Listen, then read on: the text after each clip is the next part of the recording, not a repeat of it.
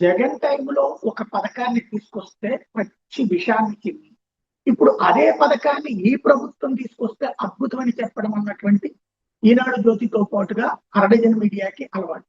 ఒకసారి గుర్తుకు తెచ్చుకోండి, జగన్ ఎన్నికలకు ఒక 6 నెలల ముందు రాష్ట్రంలో ఉన్నటువంటి నిషేధిత జాబితాలో ఉన్నటువంటి ప్రదేశాలు అంటే గ్రామ కంటాల నుంచి ఇతరత్ర అంటే అసైన్డ్ ల్యాండ్ 10 నుంచి 20 సంవత్సరాల కాల వ్యవధిలో ఉంటే 10 ఏళ్ల క్రితం అక్కడ కట్టుకుని అప్పటి నుంచి ఇల్లు నడుపుతున్నటువంటి వాళ్ళకి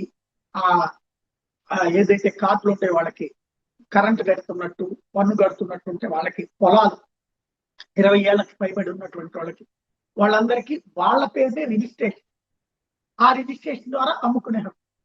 దాంతో పాటుగా కొత్తగా ఇచ్చేటటువంటి స్థలాలు వీళ్ళకి కూడా ఒక 2 ఏళ్లలో తర్వాత 5 ఏళ్ల తర్వాత అతను పెట్టింది 5 ఏళ్ల తర్వాత అవసరమైతే విక్రయించుకునేటటువంటి విధంగా రిజిస్ట్రేషన్ చేస్తారు. ఇది జగన్ తీసుకొచ్చినప్పుడు నానా దరిద్రపు స్టోరీలన్నీ రాశారు.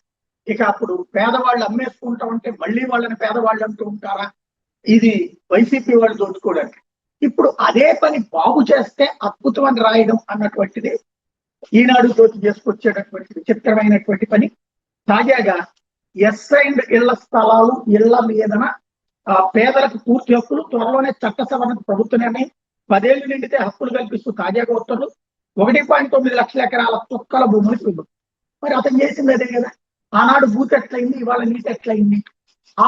అప్పుడేంటి జగన్ ఆ ఆర్డర్లు వేస్తే అప్పుడు ఒక 20% మంది ఏమో రిజిస్ట్రేట్ చేసుకున్నారు, మిగతా వాళ్ళకి అవగాహన లేక ఆగారు. ఆ సందర్భంలో వైసీపీ వాళ్ళు ఆ భూములు నొక్కేయడానికి కుట్ర పన్నారని ప్రచారం చేసి చంద్రబాబు రాగానే నిషేధ జాబితాలు పెట్టారు, మళ్ళీ దాని మీద బ్యాన్ పెట్టారు.